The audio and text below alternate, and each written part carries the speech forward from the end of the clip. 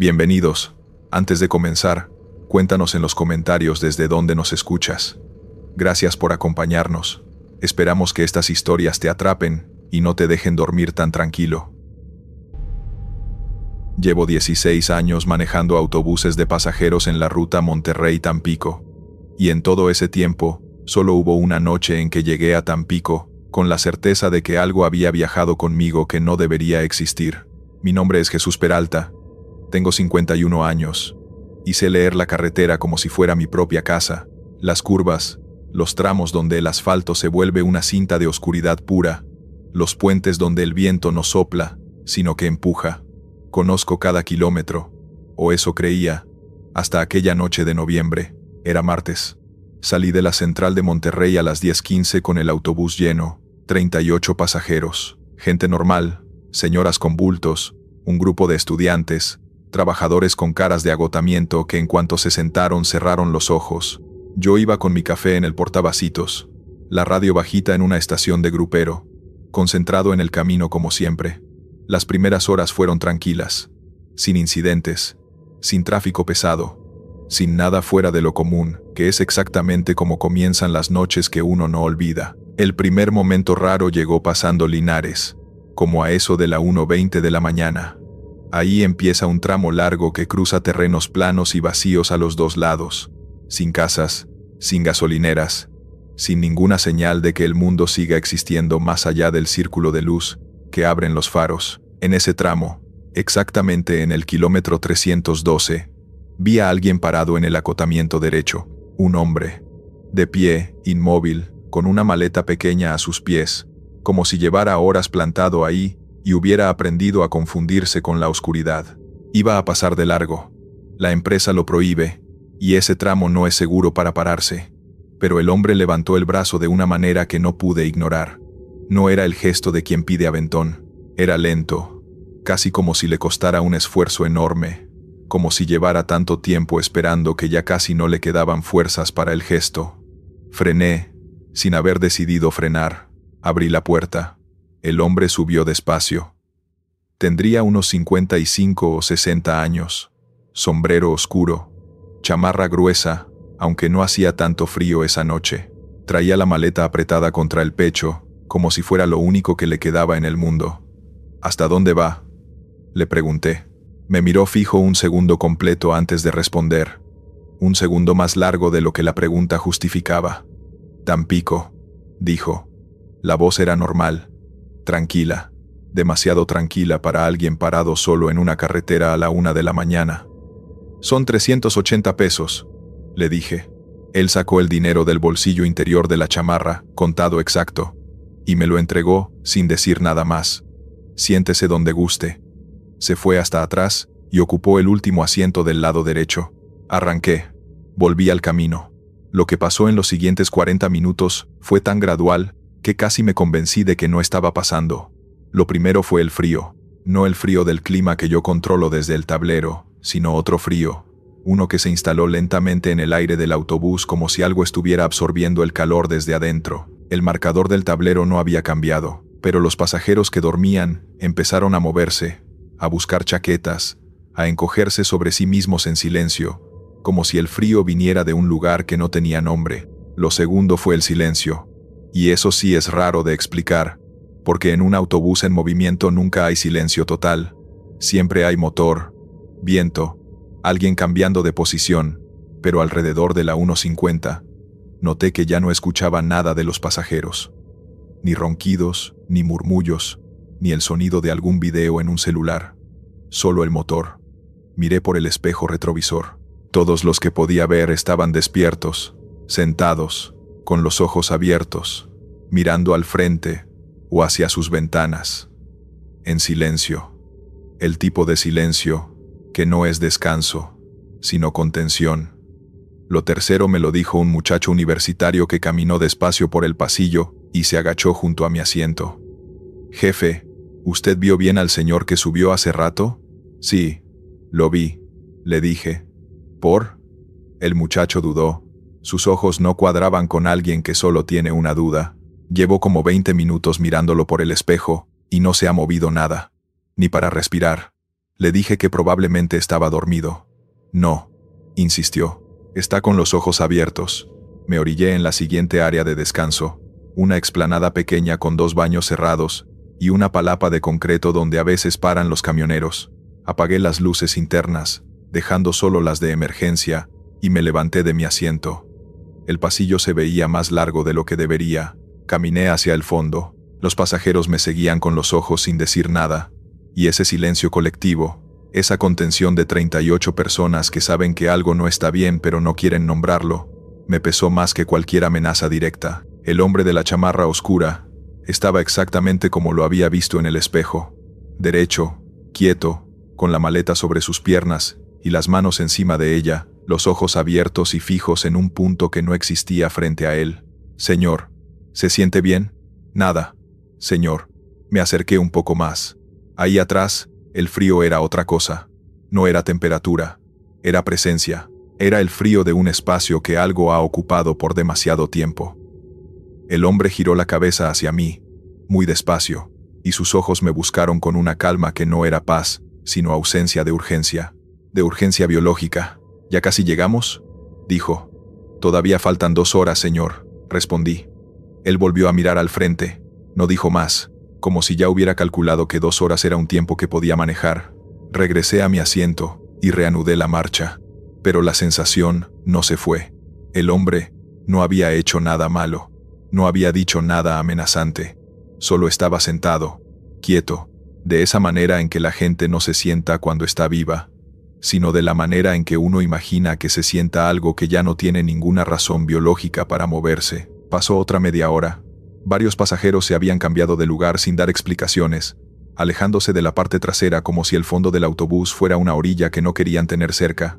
Una señora se acomodó detrás de mi cabina con un rosario entre los dedos, moviéndolo en silencio.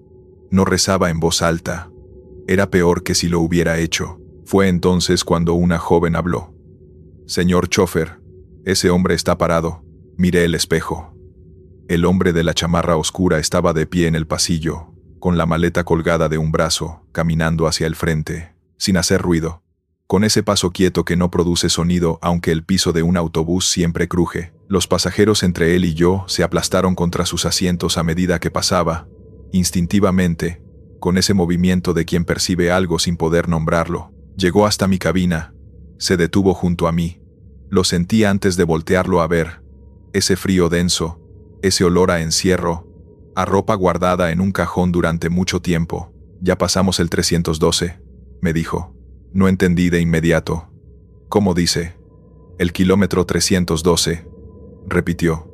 «Ya lo pasamos». Su voz seguía igual, tranquila, monótona. «Sí, señor, hace rato lo pasamos. Usted subió ahí», le dije. Él me miró. «Yo no subí ahí». Una pausa. «Yo quedé ahí». No respondí. El hombre continuó, con esa voz que no subía ni bajaba. «En noviembre del año pasado, el autobús en que yo venía se fue al canal por ese kilómetro. Yo no llegué a Tampico. Llevo 1 año esperando que alguien pase y me lleve aunque sea un tramo. Sentí que la sangre se me fue a los pies. Pero usted me pagó el pasaje», atiné a decir, con la voz que me quedaba. «Le pagué con lo que llevaba encima cuando pasó», respondió. Y luego, muy despacio, sin apuro, sin ningún tipo de urgencia que los vivos sienten siempre, aunque no lo sepan, giró y caminó de regreso al fondo. Se sentó, puso la maleta sobre sus piernas y no se volvió a mover. Llegué a Tampico 50 minutos después, pálido y con las manos firmes en el volante solo porque el cuerpo a veces sabe que no puede darse el lujo de temblar. Cuando los pasajeros bajaron, todos en silencio, sin mirarse entre sí, me quedé solo en el autobús. Fui al fondo. El asiento estaba vacío. La maleta tampoco estaba.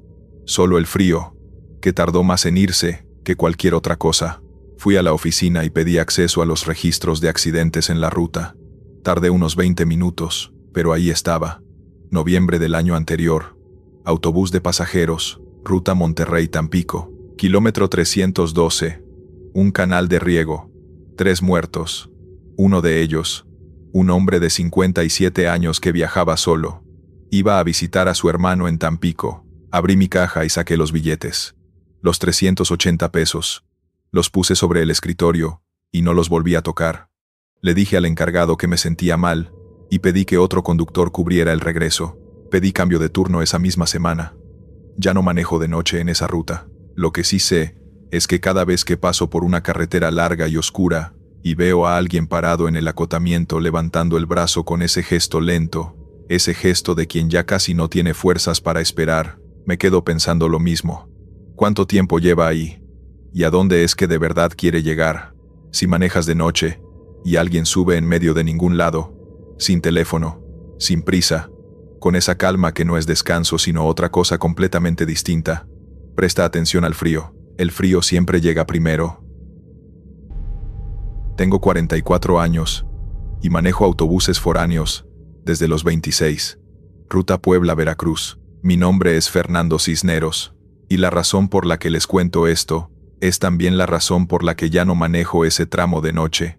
Vi algo que según todos los registros no podía estar ahí, y lo vi tan claro, que durante semanas después, me pregunté si era yo quien no debería estar donde estaba. Durante casi 2 décadas, fui de esas personas que cuando alguien contaba algo raro en carretera, me reía por lo bajo, que en la madrugada la mente juega, que uno ve lo que quiere ver. Me lo creía de verdad. Lo que no sabía es que esa convicción no protege a nadie de nada. Fue en septiembre, un viernes. Cubría el turno de las 2 de la mañana, que es el que nadie quiere porque sales casi de madrugada, y llegas a Veracruz cuando todavía no amanece. El autobús iba con 16 pasajeros. Arrancamos de la central de Puebla puntual. Las primeras horas sin novedad. Yo con mi café, la radio, los pasajeros durmiendo. El tramo de Orizaba siempre me ha gustado de noche porque la sierra se ve distinta. Las luces de los pueblos a lo lejos parecen estrellas bajas. Hay algo que casi consuela en eso, aunque el camino sea curveado. Es un tramo que conozco bien, y que normalmente paso sin ningún problema. Esa noche, bajando de la sierra, como a las 3:40 de la mañana, vi luces detrás de mí. Otro autobús, acercándose rápido, demasiado rápido para ese tramo de curvas cerradas. Me pegué a la derecha instintivamente para darle espacio. El autobús me rebasó sin aminorar, y se me fue encima unos metros adelante, bloqueando la carretera. Frené de golpe. Varios pasajeros se despertaron con el impacto. El autobús que me había bloqueado era idéntico al mío. Mismas líneas de la empresa, mismo color, mismo modelo, número de unidad en la parte trasera. Lo que no era igual era que estaba completamente oscuro por dentro, sin luces interiores, sin pasajeros visibles, sin ningún signo de que hubiera algo vivo dentro de esa carcasa, quieto en medio de la carretera con las luces de emergencia apagadas. Esperé. Nadie bajó. Nada se movió en el interior. Toqué el claxon una vez. Nada. 2 veces. Nada. Lo toqué largo y sostenido. Nada. Solo el silencio de la sierra, y ese autobús idéntico al mío, oscuro, sin ninguna señal de que adentro existiera algo que respondiera a los vivos. Un pasajero se me acercó. «¿Qué pasó, jefe?» «No sé», le dije. Se detuvo, y no dio señales. El pasajero miró por el parabrisas. «¿Por qué está tan oscuro adentro?» No le respondí porque yo me estaba preguntando exactamente lo mismo, y porque algo en la pregunta dicha en voz alta hizo que el silencio que vino después pesara más. Saqué mi radio y llamé a la base. Les di mi posición, y les describí la situación. Me pusieron en espera. 3 minutos. 4. 5. Con ese autobús quieto en medio de la carretera, oscuro como algo que hubiera apagado todo lo que no era necesario para existir. Luego la radio respondió. Era Héctor, el coordinador de turno, hombre de muchos años en ese puesto. Su voz sonaba de una manera que no le había escuchado antes. «Cisneros, ¿qué número de unidad dice que es la que te bloqueó?» Le di el número que leí en la parte trasera. Hubo una pausa. «¿Estás seguro de ese número?» «Completamente». Otra pausa, más larga. «Cisneros, esa unidad está en el depósito de Puebla. Lleva 3 meses fuera de servicio por reparación». Me quedé con la radio en la mano sin decir nada. «¿Cómo que fuera de servicio?» «Exactamente eso», dijo Héctor. «No está en ninguna ruta». En ese momento las luces de emergencia del autobús frente a mí se encendieron. 2 parpadeos. 3. Y luego arrancó, muy despacio, pegándose al acotamiento hasta desaparecer en la curva siguiente. Me tardé 1 minuto completo en decidirme a mover el autobús. Arranqué despacio. Pasé la curva. No había nada. Ni luces, ni rastro, ni marcas de frenado en el pavimento, como si la carretera nunca hubiera tenido nada encima, como si lo que yo había visto hubiera ocurrido en una capa del mundo que no deja huellas en esta. Llegué a Veracruz sin más incidentes. Pero cuando entregué la unidad, Héctor ya me esperaba en la oficina con cara de quien ya sabe lo que le van a contar. Me pidió que lo repitiera todo y tomó notas. Cuando terminé, cerró la libreta. No eres el primero, dijo. En ese tramo, bajando de la sierra, otros conductores han reportado la misma unidad, siempre de noche, siempre entre las 3 y las 4 de la mañana, siempre oscura por dentro. Le pregunté qué había pasado con esa unidad para estar en el taller. Se quedó callado un momento que duró demasiado. Accidente, dijo finalmente. El año pasado, en ese mismo tramo, el conductor se quedó dormido en una curva. El autobús cayó por el barranco. No hubo sobrevivientes entre la tripulación. El chofer y su relevo, que venía durmiendo en el compartimento trasero, esos dos no salieron. Pedí ver el expediente. Me lo mostraron. Fecha: septiembre del año anterior. Casi exactamente un año antes de la noche en que yo lo vi. Desde esa noche, no manejo ese tramo de madrugada. Pedí el turno diurno, y me lo dieron sin muchas preguntas, como si no fuera el primero en pedirlo por esa razón específica. Algunos compañeros que saben lo que pasó, dicen que el chofer que falleció era de los que más años llevaban en la ruta, que conocía cada curva de esa sierra de memoria, que era imposible que se quedara dormido en ese tramo, que algo más debió pasar, aunque nadie dice qué. No sé qué creer. Lo que sí sé es lo que vi esa noche. Un autobús que según los registros no existía en ninguna ruta, bloqueando mi camino en el mismo lugar donde un año antes otro conductor hizo su último viaje. Y si ese conductor sigue manejando esa ruta de madrugada, atrapado en algún punto entre la salida y la llegada que nunca terminó, entre las 3 y las 4 de la mañana, repitiendo el mismo tramo de sierra una y otra vez, entonces lo entiendo, porque cuando uno lleva casi 20 años detrás del volante, la carretera se vuelve algo tuyo, y hay cosas de las que no es fácil soltarse, aunque ya no quede ninguna razón para seguir sosteniéndolas. Hay una cosa que aprendí esa noche en la terminal, y que no he podido desaprender. Una parte de la persona que viaja va adelante del cuerpo, buscando llegar, y cuando algo interrumpe ese viaje, esa parte no siempre sabe que debe detenerse. Soy Rodrigo Estrada, tengo 29 años, trabajo como asistente de terminal en una central de autobuses de segunda clase en San Luis Potosí. No conduzco, no manejo rutas, mi trabajo es verificar boletos, orientar pasajeros, coordinar andenes y cerrar la terminal en turno nocturno. Un trabajo tranquilo, o eso pensaba. En octubre me tocó cubrir un turno de emergencia. El compañero que normalmente hacía las noches del domingo había pedido incapacidad y no había más personal. Mi jefe me llamó a las 10 de la noche. Rodrigo, solo son 4 horas, de 11 a 3. Fui, llegué a las 10:50. El compañero del turno anterior me hizo entrega rápida. Todo en orden. Y antes de irse me dijo algo que en su momento no tomé muy en serio. Si ves encendida la sala de espera del andén 3, no la apagues. Déjala así. Le pregunté por qué. Es que el foco del andén 2 ya no funciona, y si apagas el 3 queda muy oscuro. Me pareció lógico y no pregunté más. Ahora entiendo que él sabía algo que no quiso decirme. La terminal a esa hora tiene algo de melancólico. Los locales cerrados, los pasillos vacíos, el eco de los propios pasos, un zumbido constante del sistema de ventilación que de día no se escucha, pero de noche llena todo el espacio con una presencia baja y continua. Me acomodé en el mostrador y empecé el turno. El primer autobús llegó a las 11:35 desde Aguascalientes, 22 pasajeros. El segundo llegó a la 1:10 desde Guadalajara, casi vacío. 5 pasajeros con destino final en la ciudad. Salieron directo. Después de ese autobús, silencio. Hora y media de turno por delante.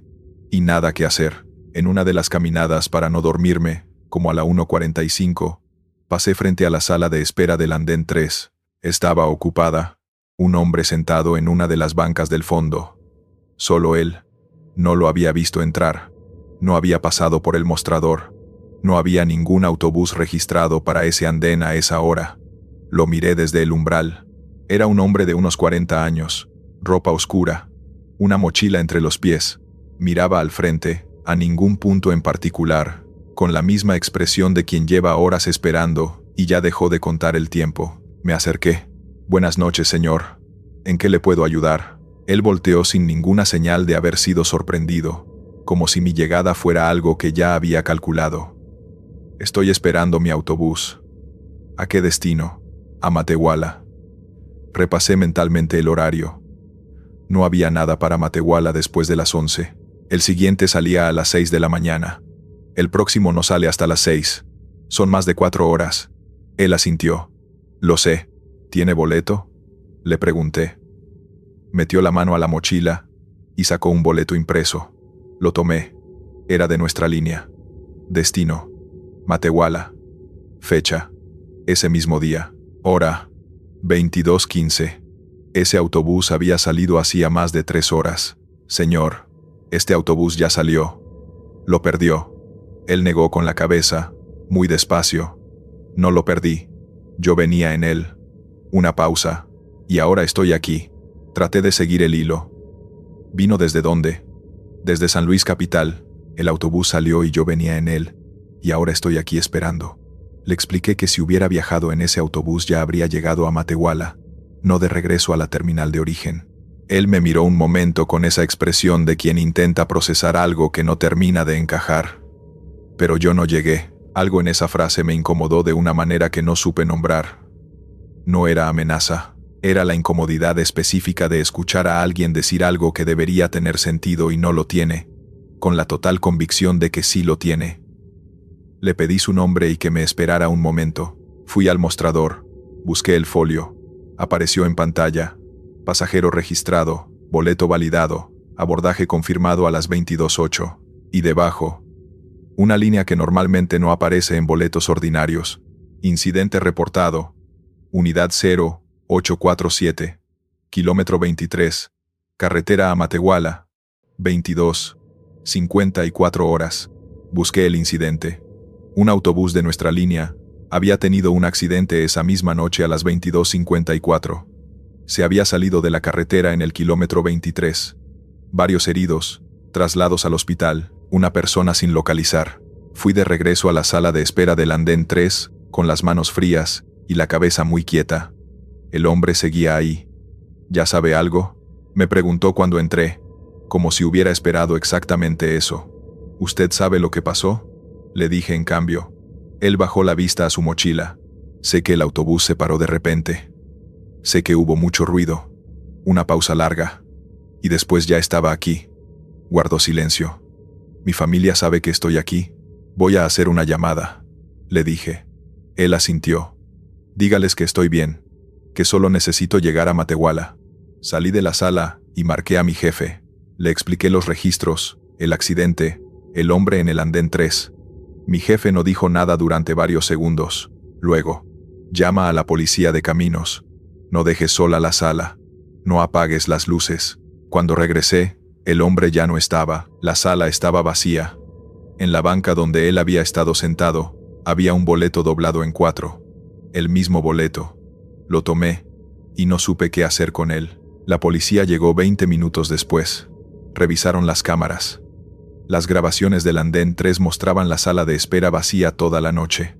En ningún frame aparecía nadie. Ninguna cámara registró a nadie entrando o saliendo de esa sala entre la medianoche y las 2 de la mañana. El hombre cuyos datos correspondían al boleto fue localizado 2 días después en el hospital, inconsciente, con politraumatismo. Estuvo 3 semanas internado. Cuando salió, alguien de la empresa lo llamó para el protocolo de seguimiento. La persona que llevó ese caso me contó después que el hombre no recordaba nada del accidente. Lo último que recordaba era estar sentado en el autobús, mirando por la ventana, y luego, nada. Nunca le dijeron que había aparecido en la terminal esa noche. Nadie supo cómo decírselo. Nadie supo cómo explicar que una parte de él había seguido buscando la llegada, mientras el resto de él estaba inconsciente en una cuneta del kilómetro 23. Desde entonces no puedo ver un boleto de autobús sin pensar en eso. Hay algo en el acto de viajar que va más adelante del cuerpo, que ya está buscando el destino antes de que el cuerpo llegue. Y cuando algo interrumpe ese viaje, esa parte no recibe el aviso. Sigue buscando la terminal, sigue esperando en el andén, sigue preguntando cuándo sale el próximo autobús. Si alguna vez llegas a una terminal en medio de la noche y hay alguien sentado solo en una sala que debería estar vacía, pregúntale si tiene boleto. Y si la hora ya pasó y te dice que no llegó, no apagues las luces. Es lo único que puedo decirte. No soy chofer, soy pasajera, y lo que me pasó no fue en una carretera larga ni en la oscuridad de campo abierto, fue en un autobús urbano, en mi ciudad, en un recorrido que hago desde hace 6 años para regresar del trabajo. Lo que más me cuesta explicar es que sucedió en un lugar completamente ordinario, y que eso, de alguna manera, lo hace más difícil de soltar. Me llamo Sofía Ramos, tengo 37 años, trabajo turno vespertino en una fábrica de electrónicos en Querétaro, y normalmente tomo el autobús de las 11 de la noche para regresar a mi casa en la colonia Cimatario. 40 minutos de recorrido. 11 paradas. Nunca me había pasado nada. Eso fue en enero de este año. Un miércoles. El autobús estaba casi vacío cuando subí. Como siempre a esa hora. Un señor dormido adelante, una pareja joven a la mitad, y yo que me senté del lado de la ventana, a 3 asientos de la pareja. El chofer era uno que yo reconocía de vista. Un hombre moreno de unos 40 años, que siempre ponía una radio de noticias bajita. Todo normal, esa normalidad específica que uno da por sentada, hasta que algo la rompe desde adentro. La ruta tiene 11 paradas antes de la mía. La número 7 está en una avenida larga con locales cerrados y poca iluminación. Una zona que de noche siempre me ha producido algo que no llega a ser miedo, pero tampoco es tranquilidad. Las puertas se abrieron, subió ella. Era una mujer mayor, de esas que uno calcula entre 65 y 70 años. Cabello canoso suelto, un rebozo verde sobre los hombros, una bolsa de plástico grande colgada del brazo. Pagó su tarifa, avanzó por el pasillo y se sentó exactamente detrás de mí. Lo noté porque el asiento se recargó levemente cuando se acomodó. Lo sentí en la espalda, ese peso familiar de alguien que ocupa el lugar, y luego seguí con mi teléfono. 2 paradas después, en la número 9, bajaron el señor dormido y la pareja. Quedamos solo ella y yo. El autobús siguió. Entonces, sentí algo que no sé cómo describir con exactitud. Fue como si el asiento detrás de mí, de repente estuviera más vacío. No más ocupado, sino más vacío. Como si hubiera menos peso que antes, aunque nadie había bajado. Me giré despacio, fingiendo ver por la ventana trasera. La mujer seguía ahí. Rebozo en su lugar, bolsa sobre las piernas, mirando al frente. Me tranquilicé. Seguí con el teléfono. Pero algo en mí había notado algo, y ese algo no se callaba del todo. Parada 10. El autobús se detuvo. Las puertas se abrieron. Nadie bajó. Nadie subió.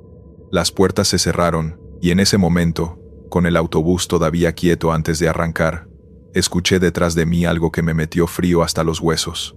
Un suspiro. Solo uno. Larguísimo, lentísimo. El suspiro de alguien que ha estado aguantando algo durante horas. Quizás mucho más que eso. Volteé.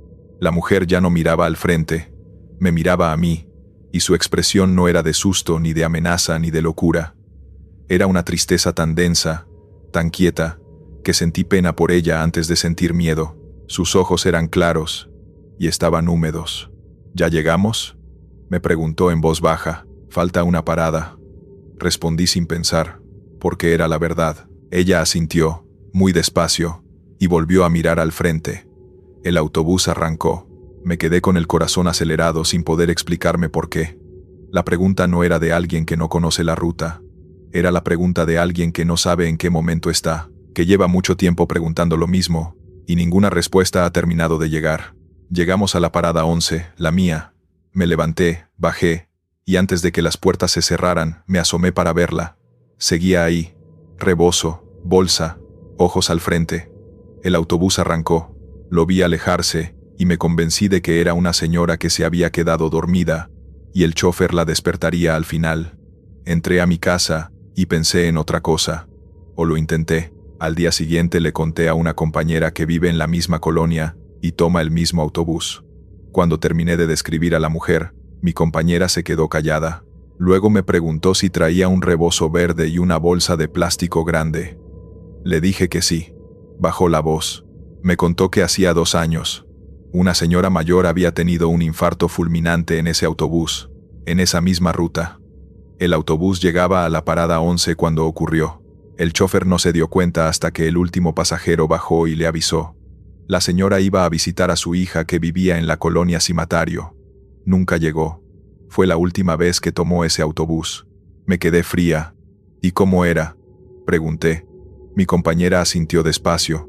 Cabello canoso suelto. Un rebozo. Verde, creo. No supe qué decir. Todavía no sé.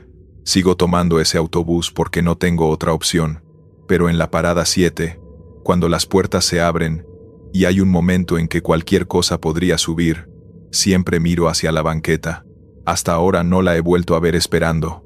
Pero el chofer que cubre ese turno me dijo hace unas semanas que de vez en cuando siente que alguien se sienta detrás de él en el último tramo, que siente el asiento recargarse, que cuando mira por el espejo, no hay nadie. Lo que más me persigue no es haberla visto, es lo que me dijo. ¿Ya llegamos? 2 años después del día en que murió en ese autobús, todavía sigue preguntando, todavía sigue esperando una parada que el autobús siempre pasa de largo. Y yo no sé si alguien puede ayudarla a llegar, o si va a seguir ahí, detrás de algún pasajero desprevenido, suspirando una sola vez en el silencio, esperando. Si alguna vez has ido solo en un autobús de noche y sentiste que el asiento de atrás se recargó sin que nadie subiera, ya sabes a qué me refiero. Gracias por escuchar los relatos de hoy. Suscríbete, dale me gusta y comenta si te gustaron. Hasta pronto.